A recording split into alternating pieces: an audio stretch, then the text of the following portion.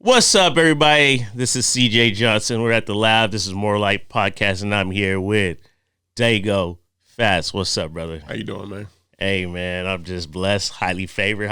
How's life going so far? Moving and grooving, man. I can't complain, and even if I did, would nobody listen, right? So, I'm good, man. I'm in a good place right now. So, yeah, That's good, man. So I believe you got an album coming out soon, right? yeah. I got an album/short film coming out top of the year next year.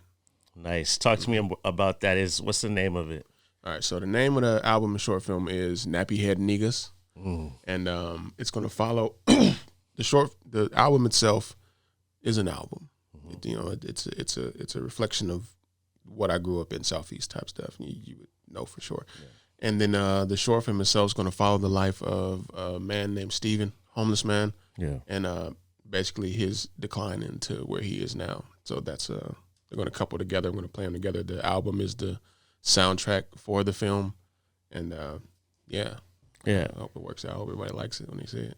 Yeah, it's dope. I didn't know much about your music, and when I started listening to it, me and my wife we were on our way to Disneyland for my birthday last week, and we are just listening to music. I'm like, this music is dope. Like, it's not just rap; it's storytelling, and I think that you have like a niche for that. Right. And I could see that you understand that gift because you're like, you know what? I'm going to combine this album with basically a movie. I think that's the natural evolution for like the type of music that I make. Yeah, I mean, like music, hip hop itself is in a space where like visually it hasn't been a big thing because most of it is just the vibe. It's right. like background music or it's just music that people put on to kind of get into a certain feeling in the club or something like that. That's most of the mainstream hip hop. Right. But you got artists like me that talk about stuff and have these stories. We're going to need to evolve into more than just the songs themselves. And I think the whole short film or just film period is going to be that natural next step for. So hopefully I'm ahead of the curve, man. That's what I'm thinking. We're going to find out. But I think this is where it's supposed to go. I feel that way too. Some of the music I grew up like you mentioned. I grew up in District 4 Southeast, just like you, and I grew up around the same influences, drugs, gangs, and things like that. And it's the story is not always the same. So like the music from Southeast, usually it's like we're about to bust a cap on you. We're in this gang or we're in that gang, and that's not the story I have. That's not the story. I was around that and I was aware of it, but that's not the story I have. I grew up, played basketball, went to church, skateboarded, black kid skateboarding, and that's not the story I have, but I understand the stories that are being told. I just think there's a broader aspect of stories told from different neighborhoods, and I think you grasp that concept. And I think that's the direction that we need to go. Let's tell the full story. Yeah. And one way to do that on a dynamic level is not just with the rap, because the rap is it connects to our hearts because we're like, oh, we want to, like you said, we want to feel a certain way. Right. We want to either be, proud of our environment. That's when I hear your music, I'm like, he's from where I'm from, and so you get all excited about it, and I think that's the power of what rap is. It's going to tell a story. The story is timeless. We're still listening to Biggie. We're still listening to Tupac. Right. We're still understanding what they're saying on many levels, and they're poets. See, I think especially with people like Big and Pac.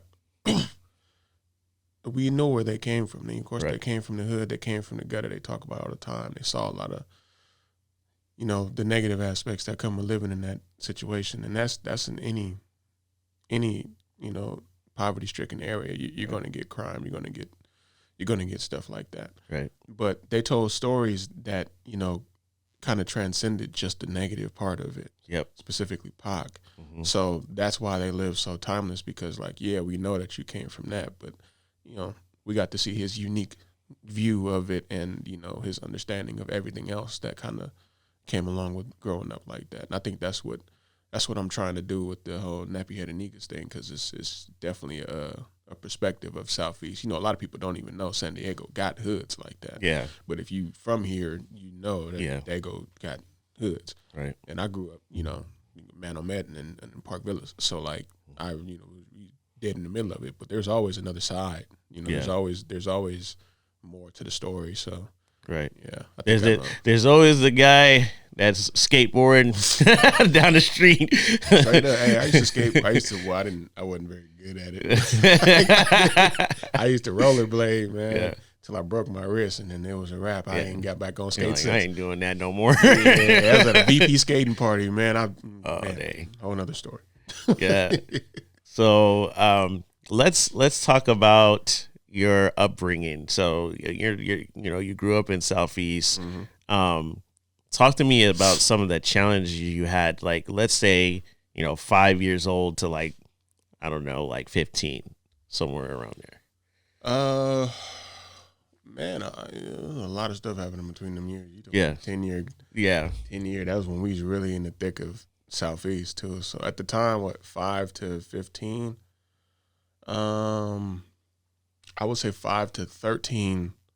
I was living.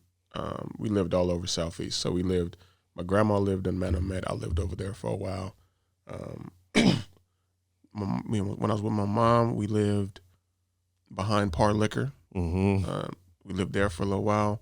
Mainly, we lived in Park Villas. So we were there. I would bounce from Manomet back to Park Villas a lot. Right. Depending on like what school I was going to. I went to Knox, went to Mount Airy, went to Nubia. We was all through Southeast. Right. But man, we went through a lot, man. I seen a lot of stuff. A lot of people came and went. I watched some people, not make it, to see adulthood. I watched, some people, just the stuff that comes with being in the Southeast. You fall short to the drugs and things like that. Yeah, you see some stuff there that that make you question: is it really more than this? Right. And some people get sucked into, this is it, and some people don't. I was one of those. Thankfully, when I was younger, my mom used to send me out to Texas to be with my dad's side of the family in Texarkana. Okay. So really, in Southeast, during the summer, stuff get hot. That's when most of the stuff happened. Mm-hmm. Every summer, I was gone. Okay. So I got a chance to go see something else. And, Texarkana back then was a much smaller town than it is now. It's now it's a little more, built up. But back then, it was really country. It had a lot of dirt roads and stuff. And, like, it was just chilling. So, like, I got to go see a lot of greenery and just, people were a lot more nice. You know what I'm saying? People waved. Everybody waved to everybody. Yeah. And, I would go fishing and stuff. Like, I just had a different world. Right. So, while stuff is heating up out here and going crazy, I was way out there, just chilling. And then I would come back during the school year and, like, come back, somebody gone, or somebody didn't make it during the summer type stuff. But yeah, I didn't get too deep off into the stuff that was happening here because when it was really happening, I was gone. Yeah. So yeah, my perspective on it is unique. I actually got to get away from it before I got trapped in it, which is I see. Yeah, it's a huge. I see some of the stuff that you visualize and you do, and it's like. It's based off of your upbringing. So like, oh snap, there's a lot of stuff going on. You'll go fishing, right? That's my piece, man. I'll go sit out on the lake real quick. I just talked to my boy A-Hit and was like, bro, let's just go fishing. He was going through something. I said, bro, let's go fishing. Yeah. We didn't actually go. I gotta get at him too because he didn't hit me back.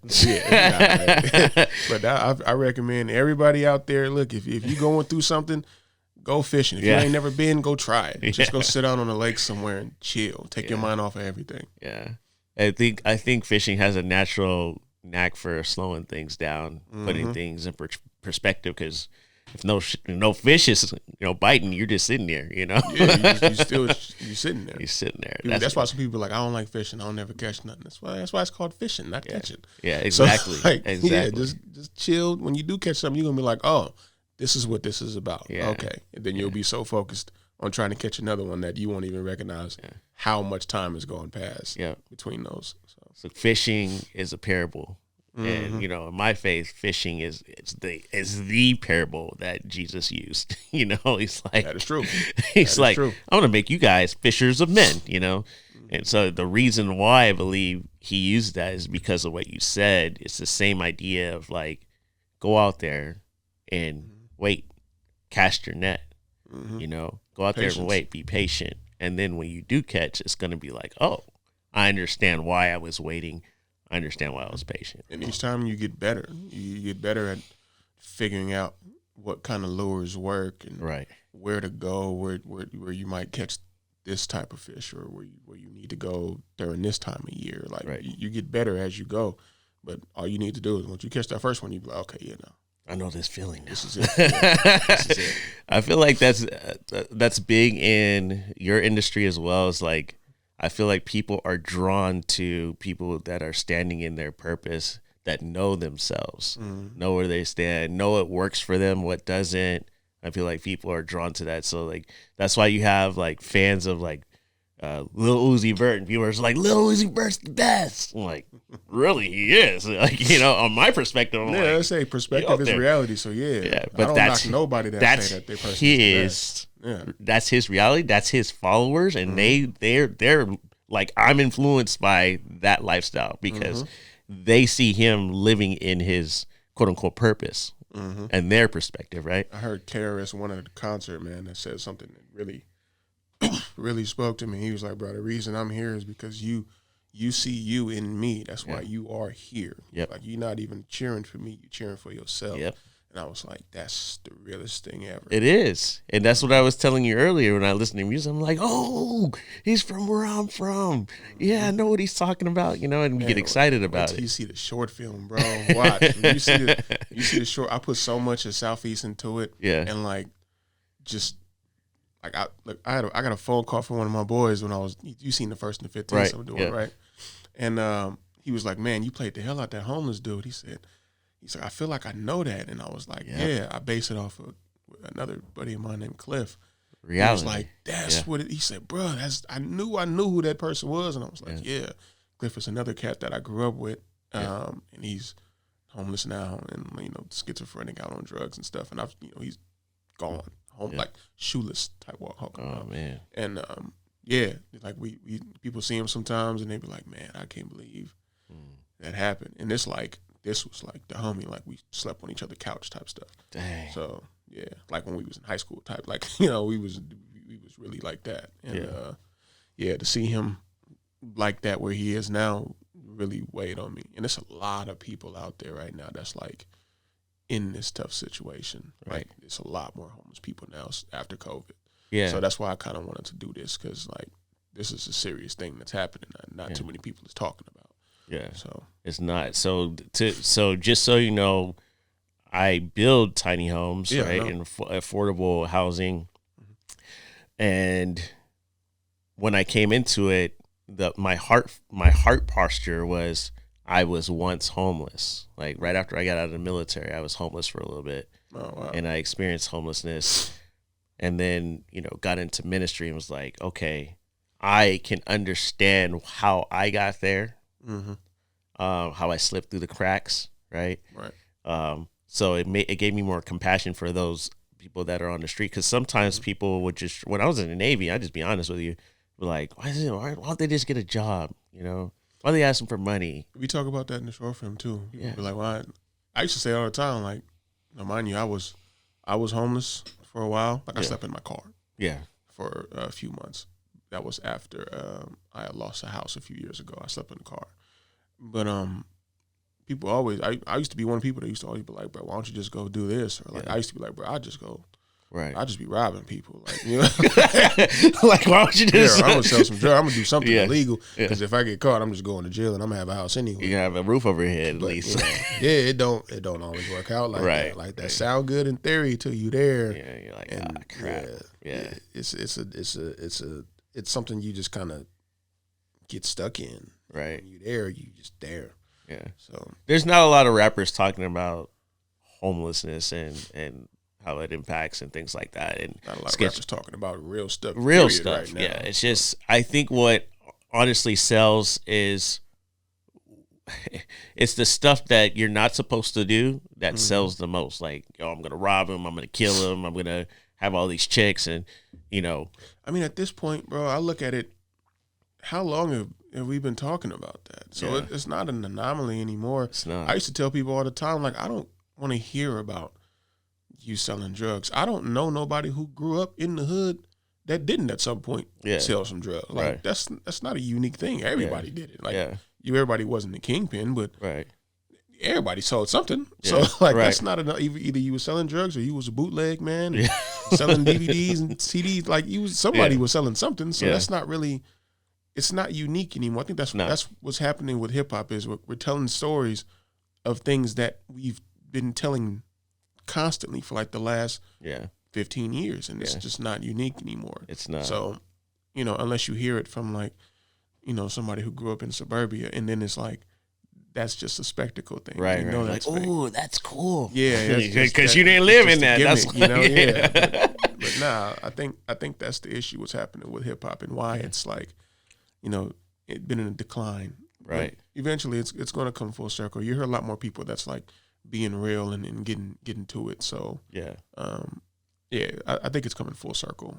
Yeah, I think that we have a treasure in San Diego to get us there, and I appreciate that. Are you talking about me? Yeah, yeah, that's you, brother. Thank you.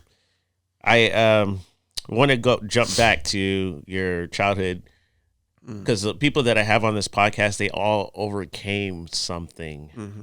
It wasn't just like, I mean, most everybody, if they're living right now, they overcame something. But there's a big jump of a dynamic overcoming, which is like you said. I remember you saying, you grew up with just your mom and your dad was in Texas. You have any other siblings at home? Yeah. So out here, I had an older brother and an older sister. They are, I think my older brother and sister, but yeah, they are 10 and 8 years older than me. Mm-hmm. So we grew up together. But by the time I like really came into my own, they were gone. Yeah. And it was like kind of being an only child at that point. Mm-hmm. But on my dad's side, I have I got not exactly sure how many. Yeah. But I got I got 3 sisters, technically 4. Mm-hmm. I got some of these they're not by blood. They're just right. These are my sisters and brothers. I got 3 other brothers. Technically 4 because there's another one in Australia that I've never met. Oh my goodness! And there could possibly be more. Look, Dad was a wild boy. Yeah, I hear. I hear that. Dad was a wild boy, but I didn't grow up with my dad, but he had his own thing, his own issues going on. Yeah. He was in the military, and he got out. And he was on drugs for a little while, in and out of prison and stuff. And I'm older now, right? Mm-hmm. When I was younger, I resented him for that.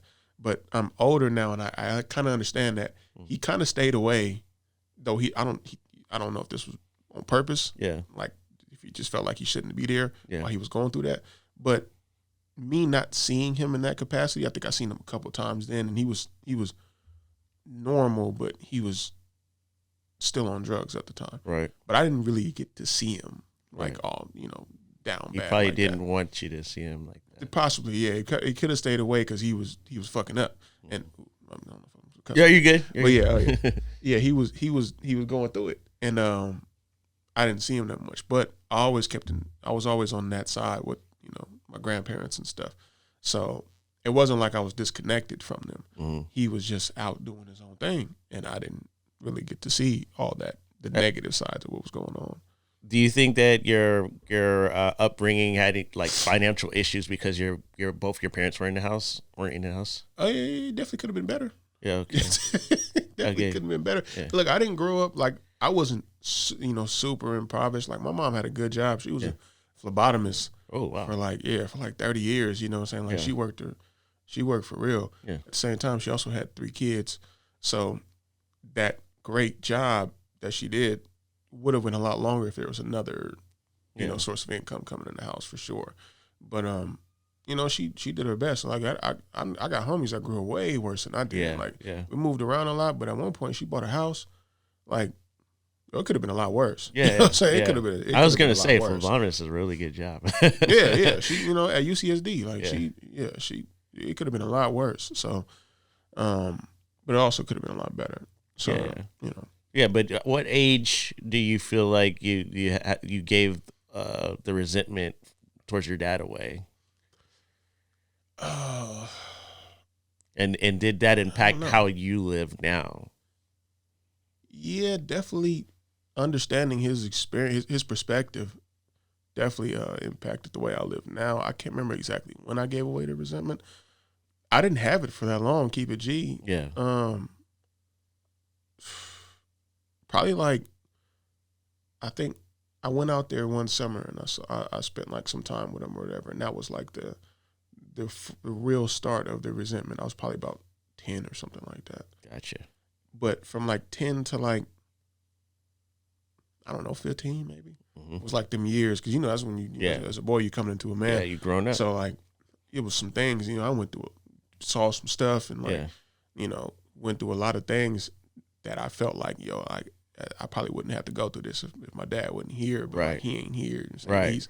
He's out doing what he's doing, and like, so I had some resentment there, but like, I didn't hold on to it for that long. So I would say like around like 15 is when I was like, all right, I'm over that. Yeah. Nice. Like, it's not that. Yeah. It's not that serious. It is what it is. It sucks.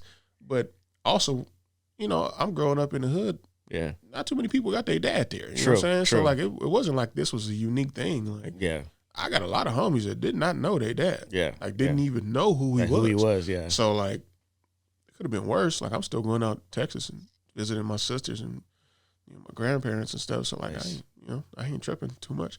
Right. Yeah. So like 15 is when I was like, yeah, enough of that. It would spend a whole lot of time being mad at this man. Jumping ship here. You were a rapper, and then you stopped being a rapper, and then you were a rapper again, right? Yeah, I stopped a few times. Yeah. So why stop and why start again? Well, it's the struggle of being an artist. You feel me? Because so music business is like the complete opposite of being an artist. Yeah. Right? The business side of it is it's two completely separate things. Yeah. And it's frustrating when you don't understand it. Yeah. It's also frustrating when, when I first started rapping, it was at a time where like people would just say like, hey, you just make the music, put it out, and people will come. Mm-hmm. Ain't like that there's nothing like that. Yeah. Like, people not just you shooting into the dark. Yeah. If you're not putting the flashlight behind this, so people can see the shot. So like, back then I was I'm making music and I'm putting it out, and like, it's just resentment of like, why isn't this working? Yeah. And also not wanting to deal with like the stuff that comes with the music business. Right. So yeah, it gets to you after a while.